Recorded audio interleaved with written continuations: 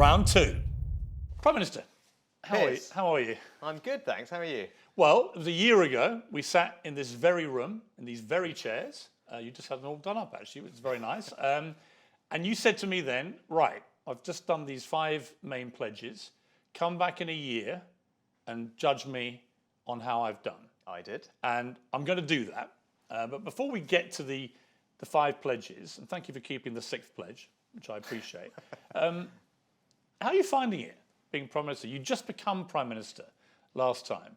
And it was once described to me by someone who'd been Prime Minister that it's, when you first get the job, it's like being in a choppy ocean and you're getting hit by wave after wave after wave. And you think, my God, I'm drowning. And then you start to realise it's always like that. And you start to ride the waves and enjoy it more. Are you finding that? Well, I think when we were here a year ago, you described it as the worst hospital pass for any incoming Prime Minister ever. And I knew it wasn't going to be easy. And look, candidly, country's been through a lot in the last couple of years. We had COVID and all the impact that had, legacy of backlogs in public services.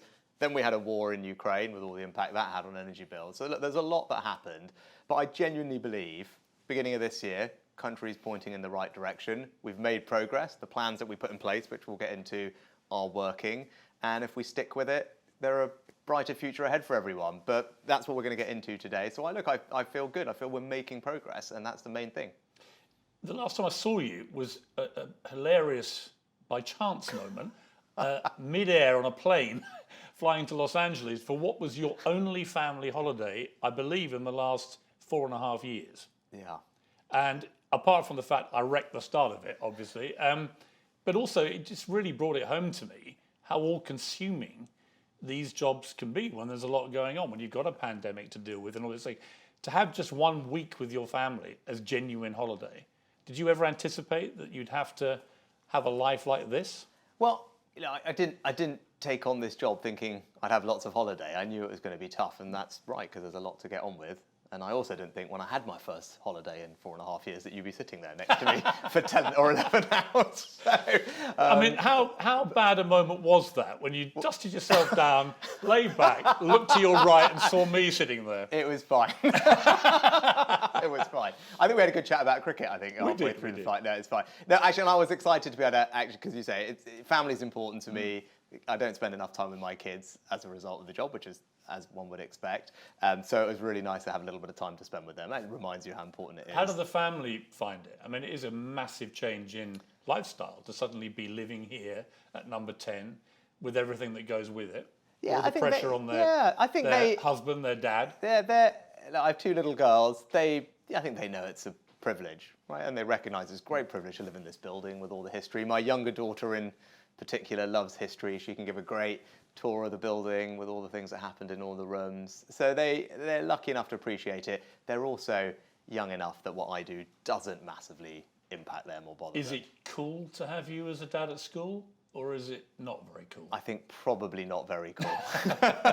I had that period before I was doing this job. I had a kind of 5 weeks when I was between jobs, as someone put it, at the end of the summer and the autumn. And then I was very involved in their lives, doing school run every morning, pickups, organising snacks, doing the homework. I'm not sure that they loved all of that, to be perfectly honest. So there's the right balance. Yeah, exactly. They're probably a bit happier with this balance. What do you do with the cricket on, England-India? I was thinking of you this morning, because we're massive cricket fans. I was curious. I mean, who do you support? I support England. Yeah. And what about the rest of the family? Well, you know, I've tried very hard to get my girls into cricket and have not massively succeeded thus far. I've said to them though, because obviously their mum's Indian, so I said football they definitely support England. I said cricket it's up to them who they want to support. But your wife backs India? Yeah, I can't say that she loves cricket sufficiently. She was very irritated with me the other Sunday morning when I woke everyone up early. Cracking game. It was an amazing game. Amazing game. Tony Blair has announced he's releasing a book about leadership. And he says of being Prime Minister in the sort of blurb for this book, governing a country is in one sense a little like being the national football coach of a football-crazy nation. Everyone has an opinion, everyone thinks they can do it, and do it better than you. Do you recognise that? Yeah. Yes, funny enough, I was very lucky to meet Gareth Southgate and the England football team a little while ago at St George's Park because we announced that we'd won the Euros. that we're going to host him, which is going to be exciting. And he and I were joking about that, about who has the toughest job. But look, Well, what did you conclude? I think. Well, I wouldn't say. I mean, he has a tough job too, but he's doing a great job actually, incredible job.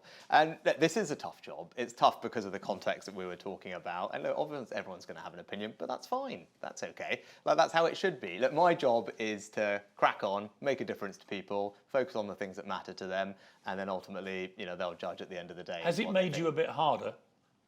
I think you obviously have to have tough skin to do this, but I'm fine with that. Have you got a tough skin? Yeah, and you have to have it in this job, right? Because to your point, everyone always has an opinion, everyone's got a view, and some of it's quite personal. But my view is, look, if you're working as hard as you can, if you're doing what you believe to be right, you're doing it with the right intentions, focusing on the things that matter, and then you sleep well at night. Right? I did a brief focus group this morning as I was on my way here, and in fact, when I got here, I asked my builder, Terry, I'm interviewing the Prime Minister, what do you want? He said, cut my bleep taxes. I asked one of my best village mates, he said, tell him to get a grip.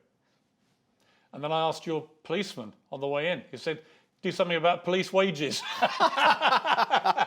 So there you are, there's a straw poll. There's a straw poll. Which didn't surprise me because everybody, if you ask them, right, what do you want from the Prime Minister? They'll all have a bit of self-interest about it. And we're living in a time when it's difficult, right? It's not easy street out there for almost anybody. Yeah, I think most fair-minded people recognise that it is difficult. It was difficult when I got the job.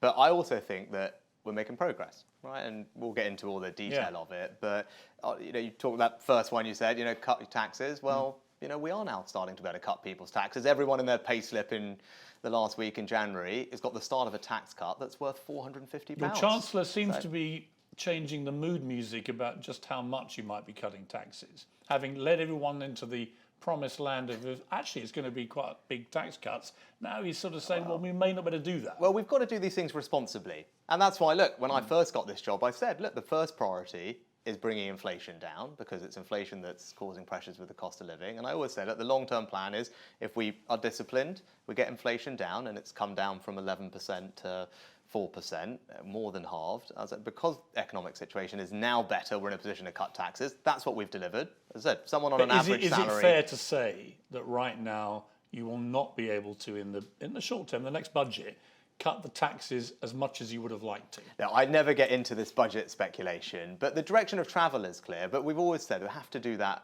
responsibly, right? And it has to be part of a plan. And we've started that. So the first tax cuts come in, it's meaningful. As I said, for someone earning an average salary of about 35k, 450 quid in the pay slip starting in January. So that's progress.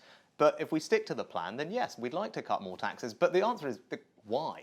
Because it's not just about money in people's pockets, good as that is. It's about the type of country that I want to build, and it's one where hard work is rewarded. Now, I believe very strongly in that. I believe when people work hard, that should be rewarded, and a way to do that is to make sure they can keep more of their own money. And that's the type of society that I want to build, and actually cutting taxes is an expression of that. But it has to be part of a plan, and I'm pleased that the plan we've put in place on that is working. Are you mindful constantly that your predecessor lasted less than 50 days? In fact, in the end, couldn't survive a lettuce because she decided to just dramatically cut taxes and tank the economy and the pound. Are you constantly reminding yourself you've got to tread carefully here? Yeah, I mean, we had a debate over it that summer about our approaches, and I can't change the past, but that's really, actually, you talk about that moment, that's why I did this job, because it was that moment in time, country was in a tough spot, and I felt that I could make a difference. I've got an economic background. I think people trust that I know what I'm doing when it comes to the economy. And at that moment, I thought, country's, as I said, in a difficult spot, and I love this country more than anything. It's done an enormous amount for my family, and I can make a difference. And that's why I knew it was going to be tough, but that's why I put myself forward to do this, because I thought, first and foremost, I can make sure that we get our economy in a better place. And I'm really pleased that on that, we've made progress. Well, we'll come to the pledges in particular in a bit. Tony Blair also said in the blurb for his book, the role of leader as Prime Minister is a privilege, of course, but a privilege that is painful. The most painful part, he said, is to get things done. You arrive in power as the great persuader, you govern as the CEO, persuasion is about talking, governing is about doing. Yeah, I recognise that. And actually, there's a lot of just hard graft to this job. Now, if you want to affect change, a lot of it is a lot of meetings downstairs in the cabinet room, just going over things, being across the detail, pushing, and there's no substitute for graft. But that suits me, right? I'm prepared to do that, and I believe that's what you should do in this job.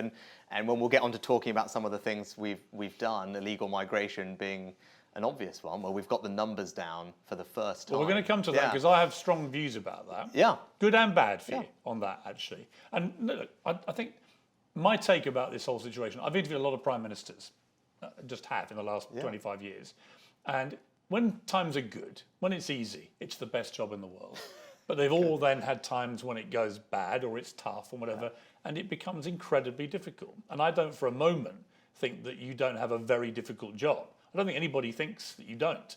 It's just whether you can persuade people this year, as the clock ticks down to whenever you call that election, whether you can persuade people in that time that you're the guy to lead us out of this or not. Yeah, but I think you're absolutely right. I think people recognise the context is tough. And my pitch is, look, I know what people want. They want peace of mind that the future is going to be better for them and their families. They want a renewed sense of pride in our country. That's what I want to deliver. But we can only deliver that if you've got a plan and that plan is working. And I believe we do. And I believe now we're starting to see that the plan is working. We're making progress.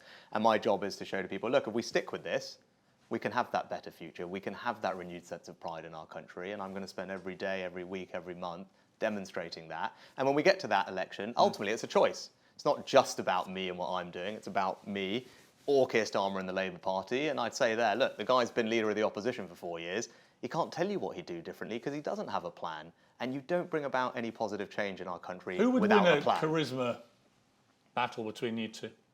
Look, I'm not interested in that. What I'm interested in is who can bring about. No, but do you think you're more charismatic? No, look, other people would judge. But does it matter to be charismatic? The battle that I want to win is this, right? The battle I want to win is that people can see that actually who's more likely to bring about that positive change that I want to see. And I want them to realise that actually it's me with a plan that is working, and they can see that. In spite of how difficult things have been, the fact that the plan we put in place is starting to show progress will give them the confidence that I can deliver the change they want. That's the battle that I want to win. And we will come to the pledges, don't worry, and we'll go through them in detail. One thing that really struck me this week, which I wanted to talk to you about before we get into that, is the safety of our politicians is very concerning. We've had 2 British politicians murdered in the last 8 years or so. And we've just had your Justice Minister, Mike Freer, saying he's going to quit Parliament at the next election after a series of death threats from Islamist extremists and an arson attack on his constituency office. And he said that he escaped being killed by David Amos's killer by the skin of his teeth because he happened to not be in his constituency when that killer was looking at his office.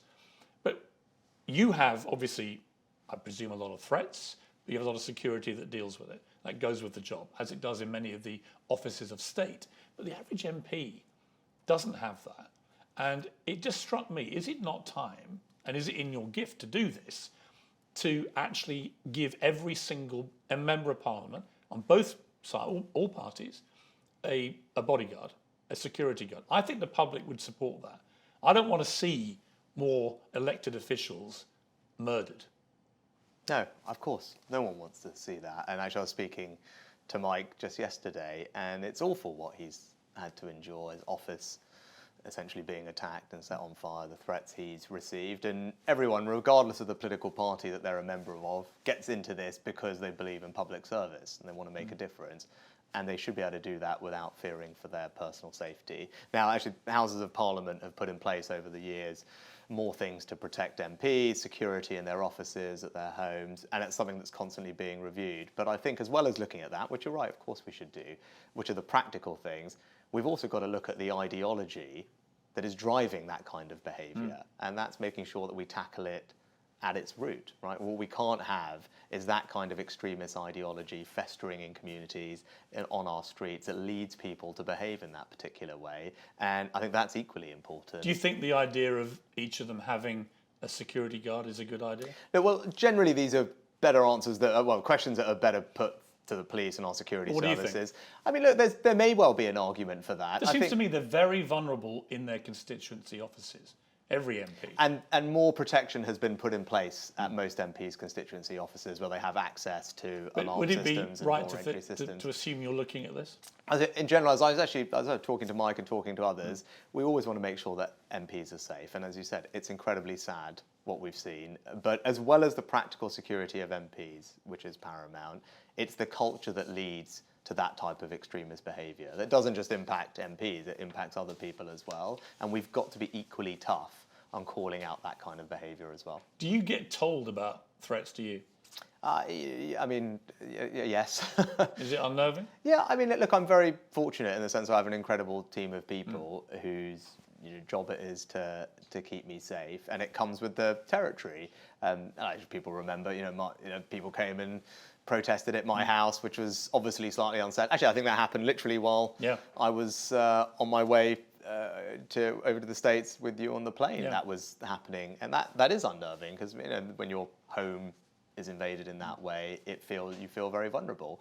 But it isn't just about me. It actually goes to a broader thing. I want my 2 girls to be able to grow up in a society that's safe, which is why I'm quite focused on putting more police officers on the street, crucially giving them the tough powers they need to, say, confiscate knives off people, which is really important. Make sure we have things like CCTV and street lighting, so girls like mine, when they grow up, and women can feel safe when they walk home at night. Like that's the type of society that I want, the type of country that we should have. People feel concerned when they see these pro-Palestinian marches, many of whom are marching completely peacefully and for all the right reasons, and should be respected. But there are plenty of people brazenly flouting the laws, supporting Hamas, chanting jihad, chanting from the river to the sea. And I think people feel that more should be done to stop that. That if more is not done, then it fuels that kind of extremism and emboldens them. Yeah, which is completely wrong. And some of the scenes that we've seen are unacceptable. I mean, the rise of anti-Semitism in particular over the last few months is appalling. I mean, in our country, in this age... Jewish people feel genuinely afraid. My friends, your friends, when their kids are not wearing their school uniform, right? When they're hiding their Star of Davids. I mean, this is... What do you feel about that? Yeah, I feel shocked to my core that in our country, in this age, that has happened, that people feel that they have to hide their identity. It's obviously appalling. So what are we doing? Well, we're giving more funding to the organisation that protects Jewish places of faith, for example, and others, and we're talking to the police about whether extra powers are needed to properly police these protests. So that is a conversation where I've been very clear. If we think that there are new powers that they need in order to effectively deal with some of the things that we're all seeing, then we're very open to doing that and legislating and bringing forward quite tough things. But right now, if there is someone that's breaking the law, I've been very clear with all the police, those people should face the full force of the law. There should be absolutely no tolerance for this. And when people are doing things that we can all see with our own eyes, or people sharing videos, the police should be going after those people and getting them locked up. And that's what I've told them. But if they need more powers to do that, then that's what we will do. I interviewed an NHS doctor of more than 20 years, Wahid Shader, who also had a name, Abdul Wahid. He was the leader of the Islamist group Hizb ut-Tahrir Britain. And he'd been an NHS doctor the entire time that he was also running this group. You've just, as a government, prescribed them as a terror group. He is still registered with the General Medical Council. I mean, what should happen?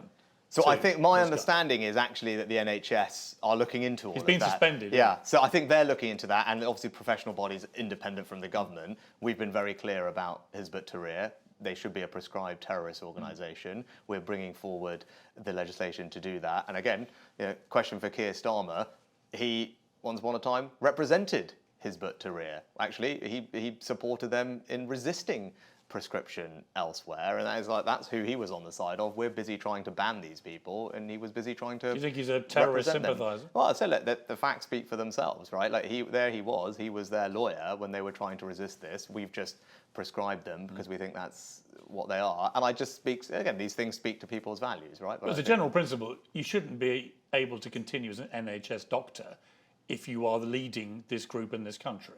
Yeah, well, from this moment on, remember these things are forward-looking, but there's clearly questions to answer which the NHS are rightly looking at. Because he came on my show and he was so brazen. Yeah. I mean, really brazen. Well, he celebrated October the 7th. Yeah. He felt it was resistance.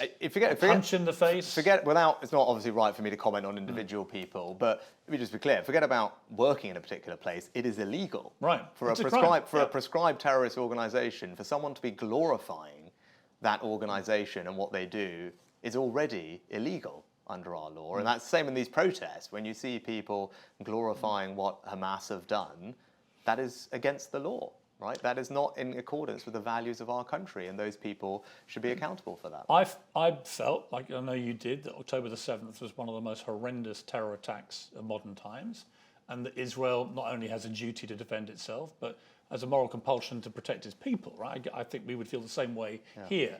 The big question is whether what they've been doing since is proportionate. In your estimation, is it proportionate, given the massive civilian death toll, and in particular, the number of children and women being killed? Yeah. So, actually, where you first started is a place that I start.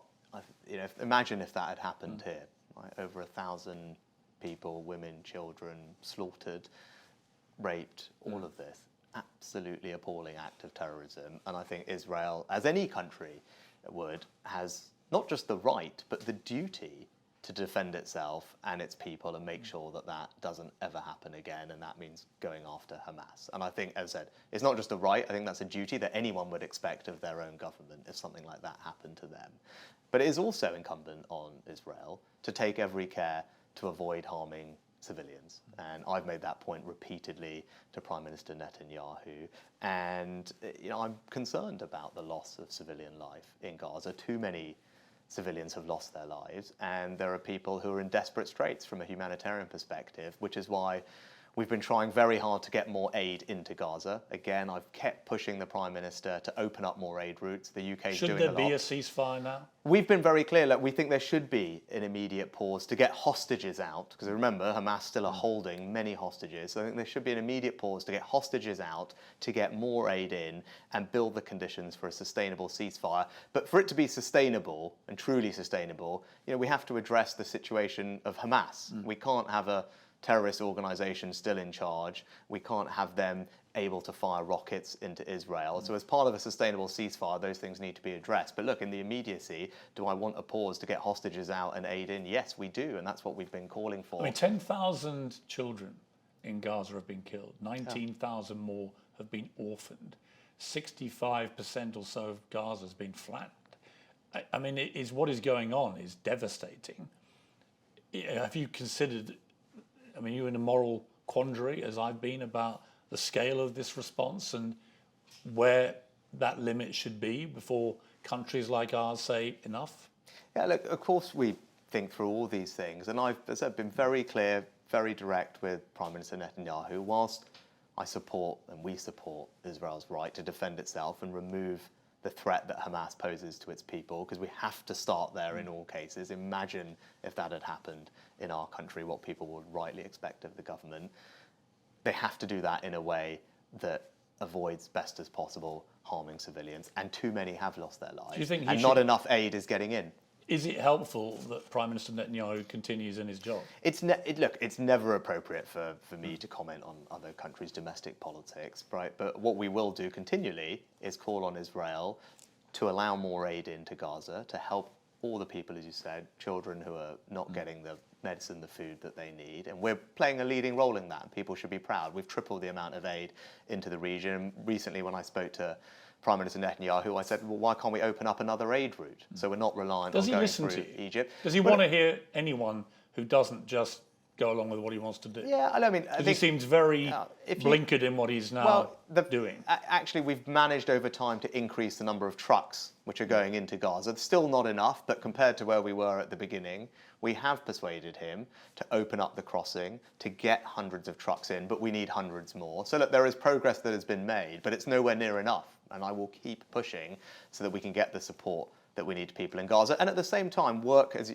you were talking about, work for that sustainable ceasefire, something that releases the hostages, gets more aid in, and actually then works towards a better future for the people of Gaza, where they can live with dignity, with security, with opportunity, side by side with people in Israel. That's the future that we all want for the region. And your Foreign Secretary, Lord Cameron, has signalled what appears to be quite a shift in UK policy this week when he said that the political perspective of a credible route to a Palestinian state and a new future must be given to Palestinians. It needs to be irreversible. It's not entirely in our gift, but Britain and our partners can help by confirming our commitment to a sovereign, viable Palestinian state and our vision for its composition.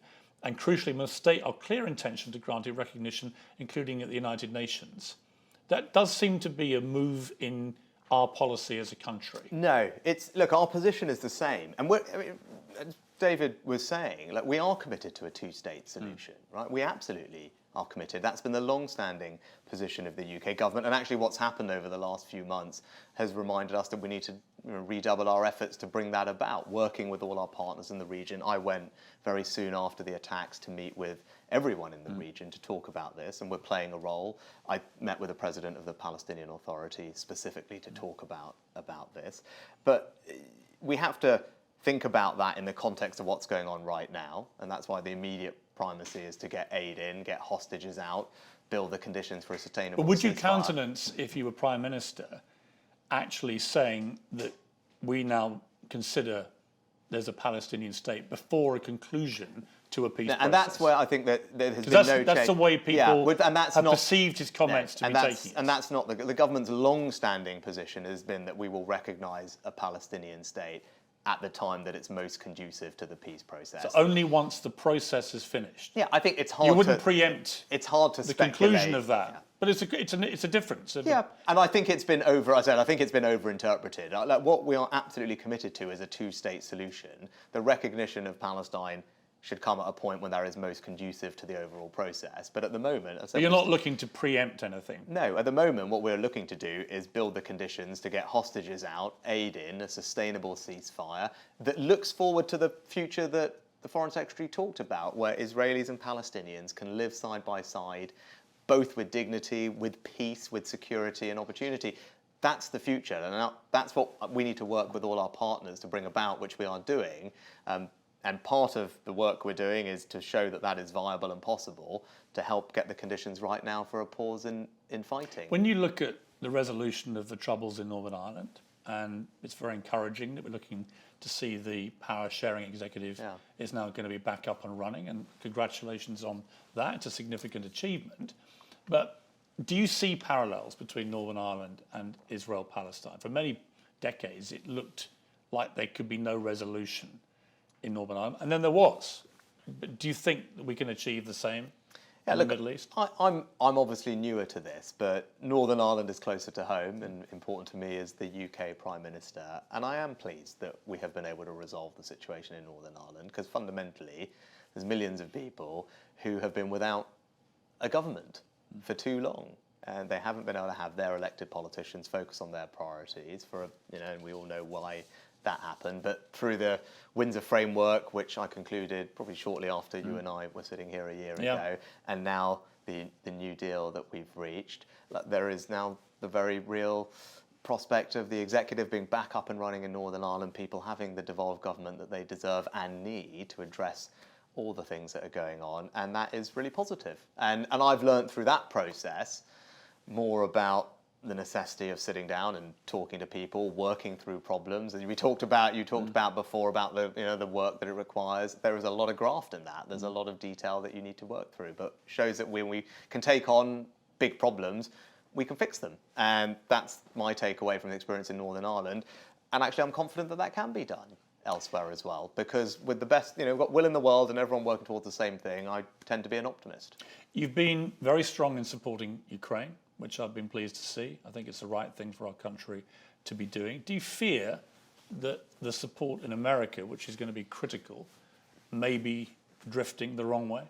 So when I was in the States last year, I spent a lot of time on the Hill talking to people from both parties in Congress, and I didn't detect that. I think there is actually broad bipartisan support in the US for more support to Ukraine. I think what people unsurprisingly want to see, given that the US is by far and away the single biggest provider of that support, is they want to see other allies stepping up. Now, if I was a US taxpayer, if I was a US politician, I'd probably say the same thing. Hang on, if we're going to do this, what about everyone else?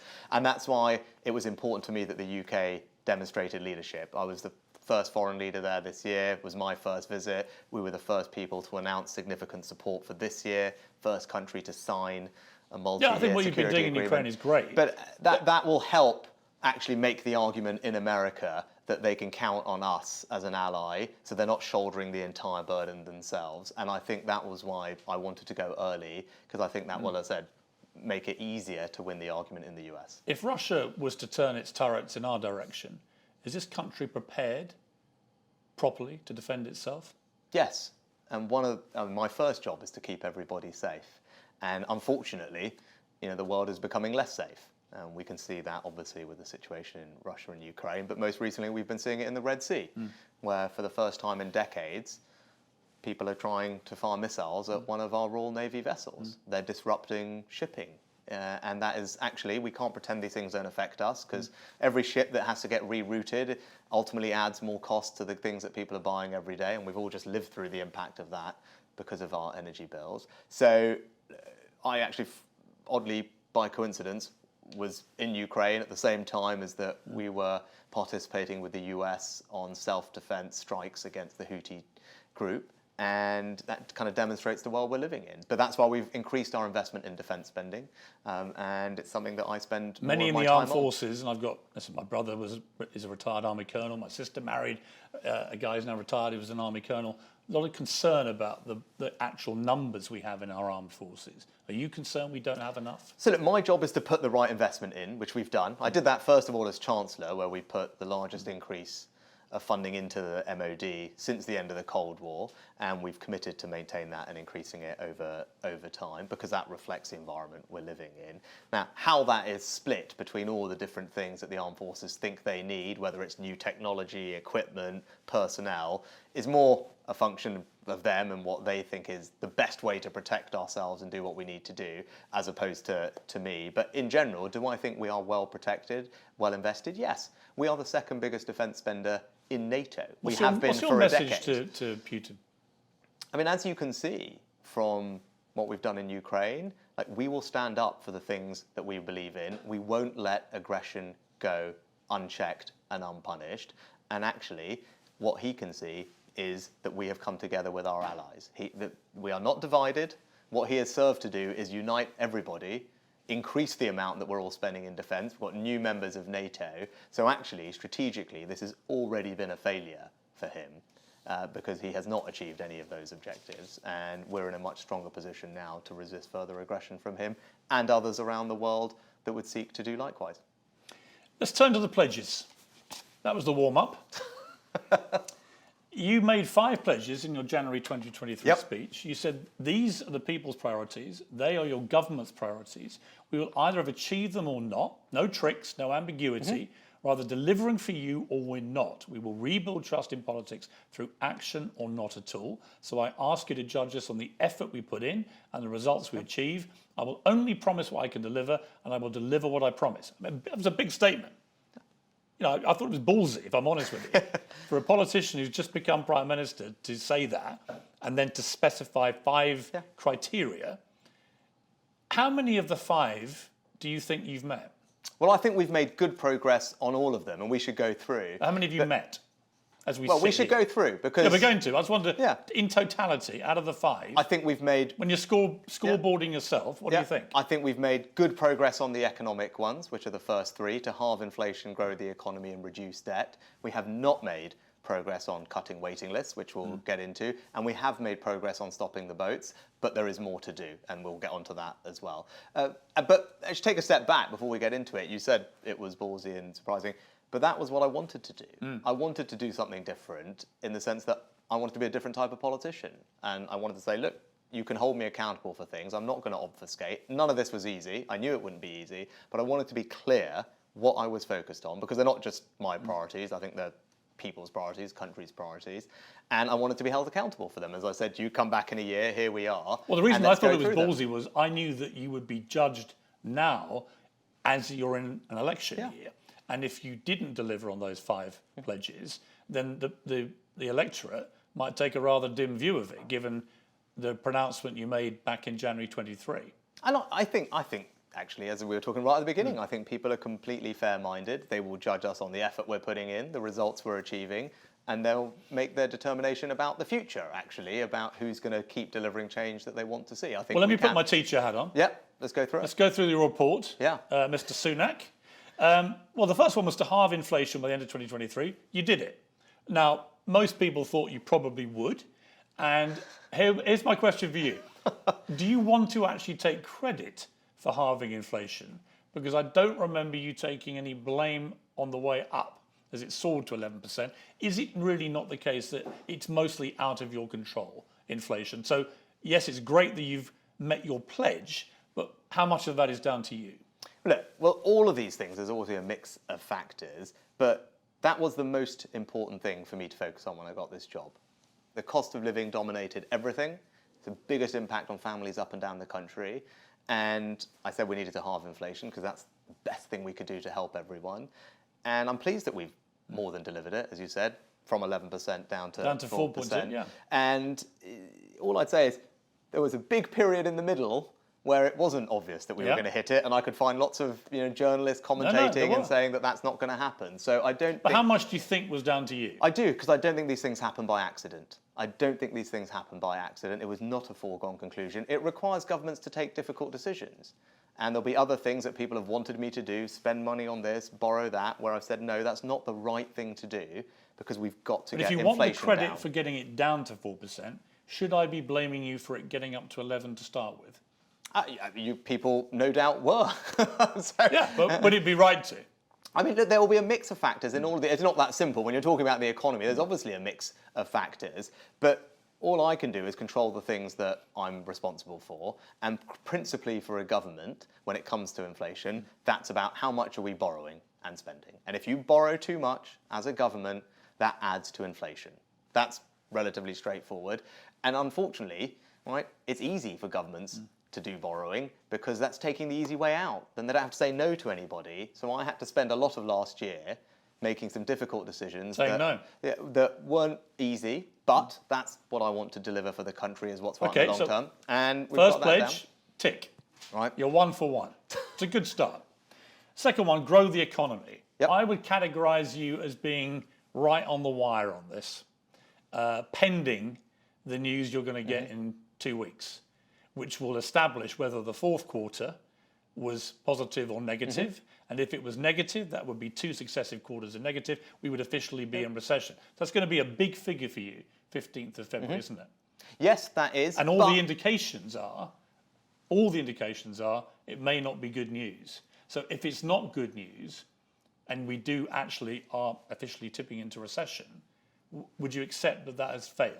So again, when I got the job, what were people predicting? They were predicting almost a year-long recession where the economy would shrink by 1.5%. That was what was forecast when I got this job by the independent forecasters. That clearly hasn't happened. Now, you're right, we're on the wire of has it grown a little bit, has it broadly stayed flat, but fundamentally what was predicted was a year-long recession where the economy shrank by quite a lot. That has not happened, and we've outperformed countries, and we've outperformed European countries like Germany and others. Can you say, as we sit here, you have grown the economy? Yeah, I'm confident. Since we last say it. Yeah, I'm confident that we will be able to keep growing the economy. I didn't say will be able to. I mean, have you actually grown it, do you think? I think relative to what was predicted, we definitely have grown it. You're being a politician now. No, but that is, I think context is important. You want to be a straight talker. Yeah. A politician would say, well, compared to what could have happened. But actually, I think it's both. I think they're both important. But if you want to be judged specifically on the pledge, would it not be honest to say, well, we haven't grown the economy, but we're hoping to? We don't know, is the answer, because as you said, we'll find out in a couple of weeks. But, I said, and as I said, we'll see where it is, right? But fundamentally, also worth bearing in mind the context. And that's why people can make their own judgment, right? We were forecast to have a really bad time and a big, long recession. And we're now talking about, we've certainly avoided that. And then how much has it grown or has it stayed broadly I'm not going to still? give you a yes. Yeah. I'm not going to give you a no yet, because it might surprise us in 2 weeks. But it's a big moment for you in 2 weeks. Yes, but again... You don't want to be the Prime Minister after saying you're going to grow the economy to wake up and discover that technically we went into recession. Yeah. But again, it doesn't stop there, does it? No. It's about what else is happening. And if you think about You'd some of the rather other avoid things, that. Of course you'd always rather avoid it. But it's important to look at other things as well. Real wages are growing, so people's wages are growing faster than prices for 6 months in a row.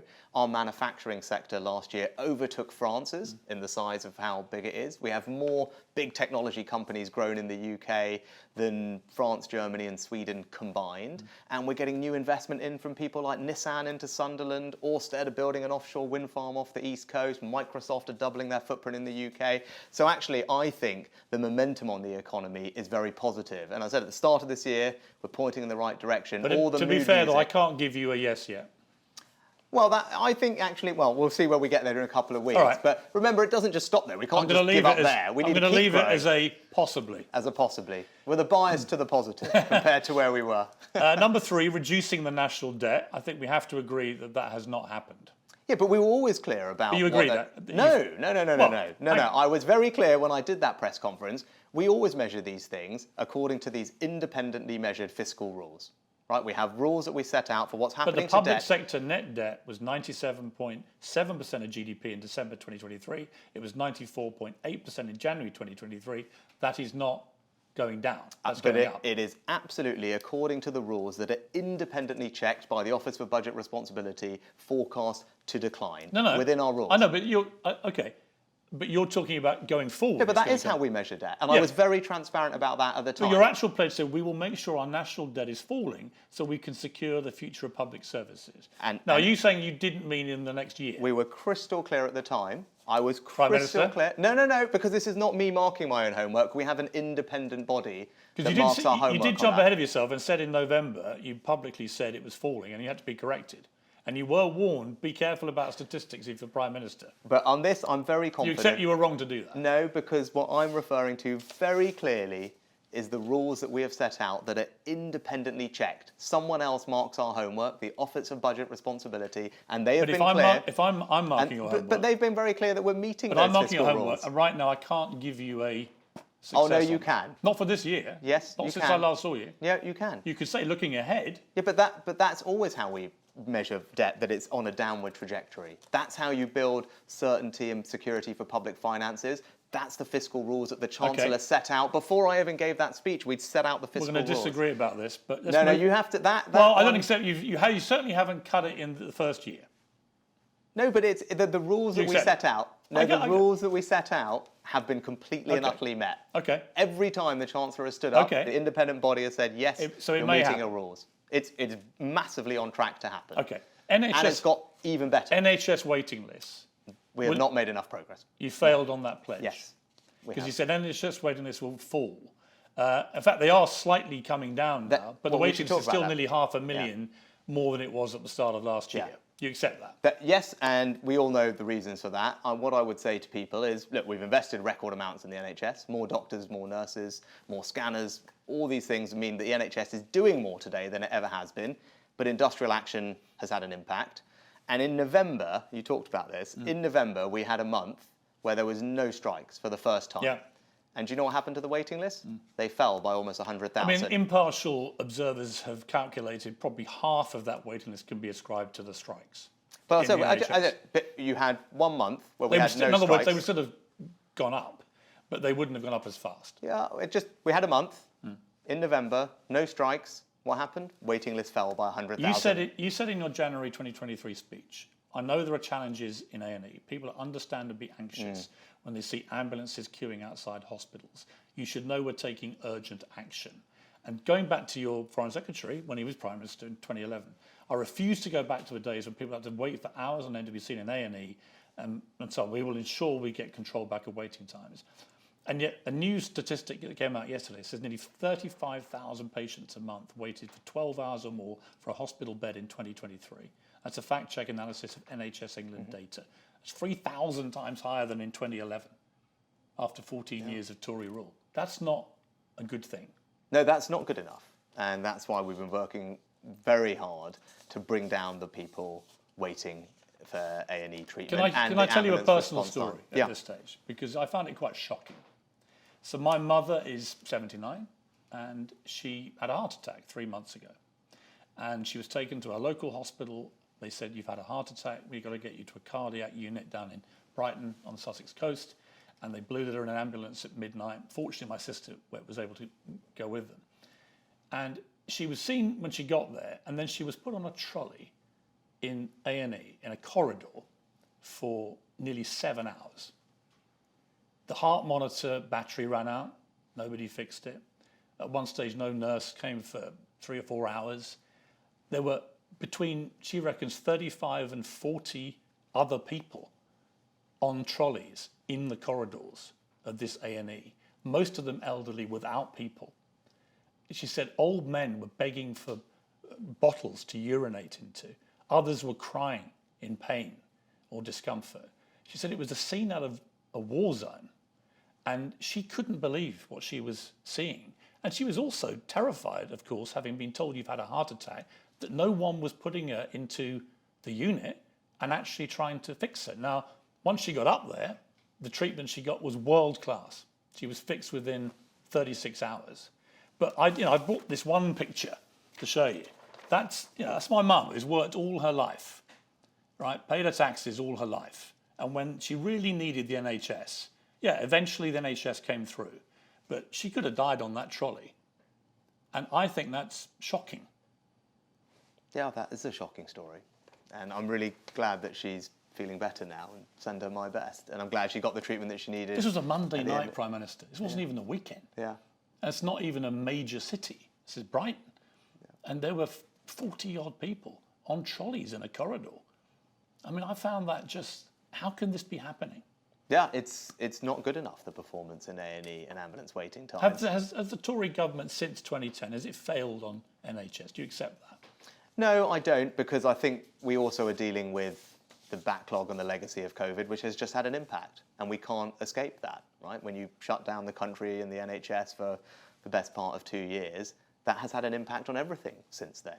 And we just have to recognise that reality. And what we can do is put more money in, which we are, hire more people, which we are, put more diagnostic treatment in to get people the tests and the checks and the scans they need quicker. And ultimately, the NHS is doing more today than it's ever done in the past. And as we saw in November, it made a difference on the waiting list. Ambulance times this winter, A&E times this winter are better than they were when I first got this job. So that shows that we're making progress. But fundamentally, is it good enough? No. But we are making a difference to people. Just this week, for example, in a different way, we've made it easier for people to get medicines that they need for things like sore throats, ear infections, where now they can go and see their pharmacist instead of having to see their GP. I think that's a great idea. Yeah. I actually go to my pharmacist for regular stuff, and he's brilliant. Yeah. He's an Indian doctor in Kensington. He's fantastic. And he just says, you need this, boom. Yeah. He's normally right. And I grew up in a pharmacy. My mum was a pharmacist. Yeah. I think that's a very good initiative. Yeah, and you think... But I do think you've got to, as a government, sort this problem out of A&Es. The number of horror stories I heard once we started telling people about what happened to my mother was really shocking. Almost everyone that had to go into an A&E had a similar horror story. And I don't blame the staff. They completely rushed off their feet. And as I say, once you get up into the place you're supposed to be, the treatment's amazing. We have an amazing health service. It's just getting up there is hell. Yeah, and we don't have enough doctors or nurses that we train here at home. So one of the other things I decided to do as Prime Minister was, for the first time in the NHS's 75 years, actually have a long-term workforce plan. So now we've just started training more doctors, more nurses, more dentists, more of everything, so that over time we will be less reliant on people needing to come here from abroad, and we'll have more doctors and nurses in all our hospitals. Now that will obviously take time to make an impact, but it's an example of me doing what I think is right in the long term. No one's ever done that before, because generally they don't think they'll be around to see the benefits of it. Right, I think that's been part of the problem. Yeah, but I've made the decision to do it. One thing you said to me last time we spoke was you were going to sort, or look at, you said, the car parking for NHS staff issue. It's now completely out of control. It's risen by 50% in a year, the price of parking a car at hospitals in England.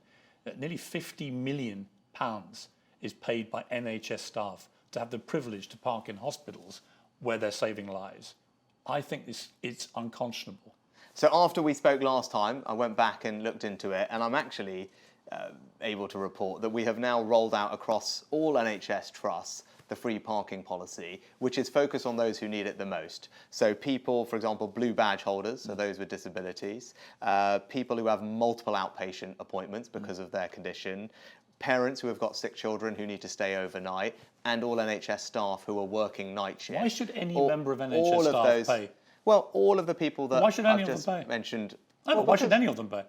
Why should any of them pay? Why should any NHS staff pay for the privilege Well, lots of people get to work in different. Well, lots of people get to work in different ways, right? So those are all the people that we have targeted free parking on. I think most people would agree those are the most at-need groups. And when it comes to nurses, as you mentioned, actually what we've arranged this year is for nurses to have a very good pay rise. So a nurse that was. So they can spend it on parking. Well, I'm just making sure. But remember, everyone comes. I think it's a no-brainer. If you want to be popular with the health service, Prime Minister, don't make them pay for the privilege of parking in. Well, what they wanted when they spoke to us and making sure that their staff were paid well, Okay. and actually, look, a typical nurse with 5 years' experience, they got pay rise of around £1,700. They got an extra bonus of around £2,000, and just this year they're receiving a tax cut worth around £450. Will you take another look at it? I will always look to see how we can support our staff, because I agree with you, they do an incredible job, and we're very lucky to have them. So fail on NHS waiting list. Fifth, stop the boats. You said we will pass new laws to stop small boats, making sure if you come to this country illegally, you are detained and swiftly removed. Now, on the plus side, you've reduced the number of people last year who came over on the boats from 45,000 down to 29,000, mainly due to the deal with Albania. Big tick. I mean, that's a big drop. Congratulations. Here's the bit I don't get. I've never understood this Rwanda thing from the start of it, during it, and where we are now. It seems to me a completely cack-handed policy, if I'm honest. I've made no bones about this. I've been saying it the whole time, where even if it succeeds, even if miraculously you get it through Parliament, you end up just with maybe 200 people at vast expense being sent to Rwanda, and if they have a legitimate asylum case, we leave them there. None of this makes any sense to me. And I'm curious. I mean, Philip Johnston in The Telegraph said why Mr. Sunak decided to pin his entire premiership to the removal of a few hundred at most migrants to Rwanda will have historians scratching their heads in perplexity. And I agree with it. Why is this the hill you want to die on?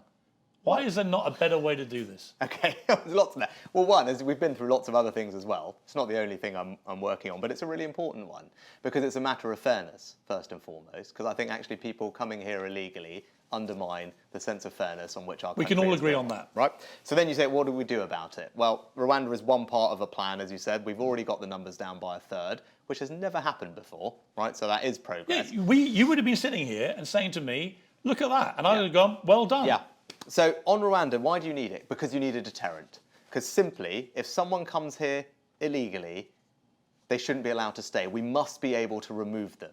And they can't all go back to the country they came from because it's very clearly not safe or a war zone, but you need to have a safe alternative to send them. And that's why you need a policy like Rwanda. And I believe that when we get it up and running, when we get flights going off, and it's uncapped so we can send lots of people there, then people will stop coming. And you know why I know that that's going to work? It's because, as you acknowledged, it's worked with Albania. If I said to you, I'll bet you £1,000 to a refugee charity, you don't get anybody on those planes before the election. Will you take that bet? Well, I want to get the people on the planes, right? Of course I want to get the people on the planes. £1,000. Right, I want to get the people on the planes. I'm working incredibly hard to get the people on the planes. Do you think that should be the priority when at the same time the ONS just predicted we could hit 73 million people who in this country, right, coming in not on boats, but coming in the normal immigration system by 2036. So hang on, there's lots. Most people go, well, that seems massively more problematic to me.